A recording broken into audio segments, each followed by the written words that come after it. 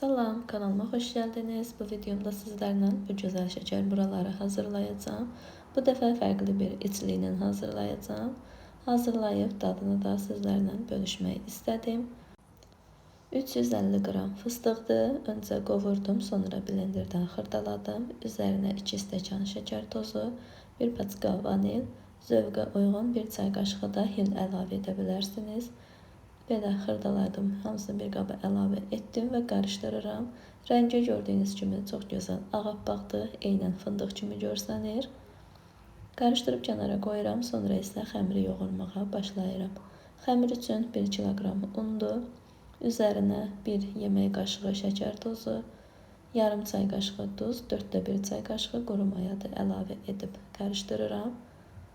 Sonra isə 2 ədəd yumurta əlavə edirəm, 250 qram da kərə yağı.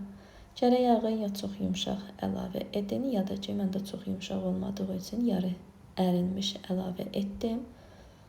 Və geri qalan hissəsini südlə yoğururam. Süd təxmini 200 ml istifadə olunur, amma hər ehtimala siz südü az-az əlavə edib xəmiri yoğurun ki, xəmir bərk olmalıdır, yumşaq alınmasın.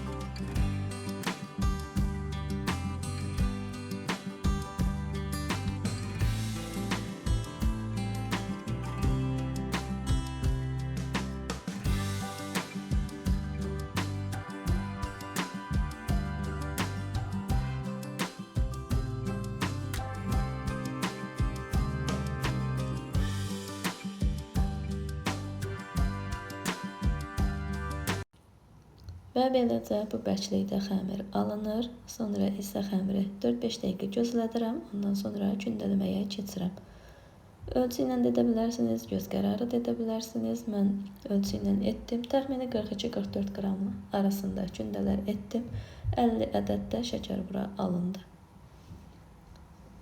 Əgər tez-tez hazırlayırsınızsa, xəmirin hamısını gündələyin, hazırlamağa keçin. Əgər tək hazırlayırsınızsa və yaxud yavaş-yavaş edirsinizsə, xəmirin yarı hissəsini soyuducu hissəsində saxlayın, yarı hissəsini hazırlayın. Hazırlayıb bitirdikdən sonra digər yarısını hazırlamağa keçin. Gündələyib bitirdikdən sonra ilk hazırladığım gündədən başlayaraq yaymağa başladım. Belə ölçüdə yayıram, nə çox nəzik, nə də ki çox qalın olmur. Hansı üzü daha hamardırsa, onu şəkər buranın üst hissəsinə salırıq ki, daha gözəl səliqəli görsənsin.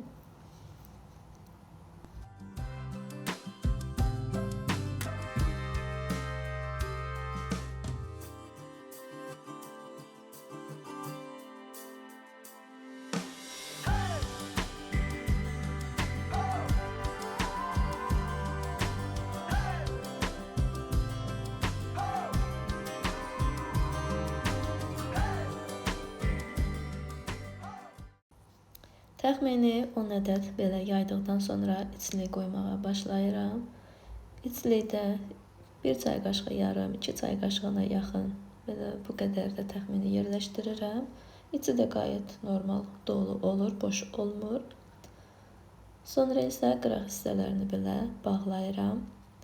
Mən indi heç bir şey vurmadım. Adili xəmiri belə sıxaraq bağladım. İstərsəniz əgər ya su ya da yumurta ağından gündənin qıraq hissələrinə vurub sonra birləşdirin. O zaman açılma ehtimalı heç olmayacaq. Amma mən heç bir şey vurmadım. Yenə də açılıb eləmədi, heç bir problem yaşamadım. İçini doldurduqdan sonra belə arxa hissəsini yerə vururuq ki, içli geri çəkilsin, qıraqları rahat bağlansın, həm də şəkərbura düz alınsın, əyri olmasın. Sonra isə qıraqlarını belə vururam və listə düzürəm. Hamısını içliyinə yığıb qırağını vurduqdan sonra təkrar yenə ilk hazırladığımdan başlayıb naxış vururam. Üzəri biraz quruyandan sonra naxışın vuranda daha yaxşı alınır naxış, üzərində tam qalır.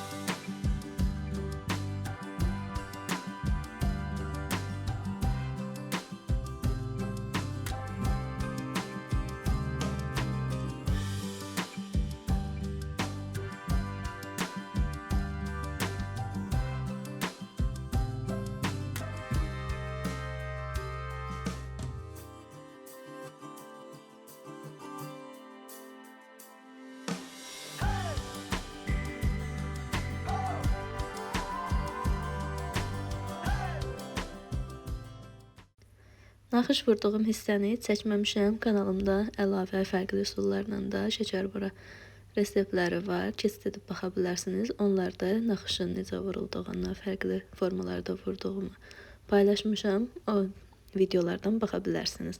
İndi isə şəkərburanın hamısını bitirdim və ilk hazırladığım listi qoyuram sobaya bişməyə. Sobaya qoyarkən də belə 2-3 yerdən iynə ilə şəkərburanı deşirəm ki, bişərkən havası çıxsın, çox qabarıb şişməsin. Və bu xəmirdən də 4 ədəd gəlin boğçası hazırladım. Ana kanalımda ayrıca gəlin boğçası resepti də var. Bayram ərəfəsidir, hazırlamaq istəyən keçid edib hazırlaya bilər. Fıstıqla dadı çox gözəl alındı. Fındıqla kimi içi ağappaqdır. Dadında çox bir fərq olmadı. Hər büdcəyə uyğundur. Bu resept üçün mənim cəmi 5 azen pulum çıxdı. Yəni istəyən hər kəs hazırlaya bilər. Bol, bərəkətli bir reseptdir. Dadı gözəldir, yumşaq alındı. Gördüyünüz kimi kərə yağında çox istifadə etmədim, amma yenə də quru xəmir olmadı. Yumşaq dadlı bir şəkərburadır. Sizlər də hazırlayıb bu bayram ərəfələrində bayram süfrənizi bəzəyə bilərsiniz. Hazırlayan hər kəsə nuş olsun. Əgər hazırlayıb bəyənsəniz və yaxud bəyənməsəniz, bu videonun alt hissəsində qeyd etsəniz sevinərəm. Sağ olun.